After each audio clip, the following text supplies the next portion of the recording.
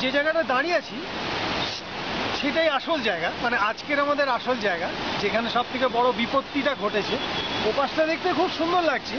আমি ঘুরবো, ক্যামেরাও ঘুরবে, আর দেখতে পাবেন কেন দাঁড়িয়ে আছি, অবস্থাটা দেখা যাবে। এই টোটাল জিনিসটা, এই যতখানি আমরা দেখতে পাচ্ছি তার ভেতরে মাটি, গাছ, পাথর, নুড়ি, শেকড় শুদ্ধ সবটা ওপর থেকে নেমে এসছে।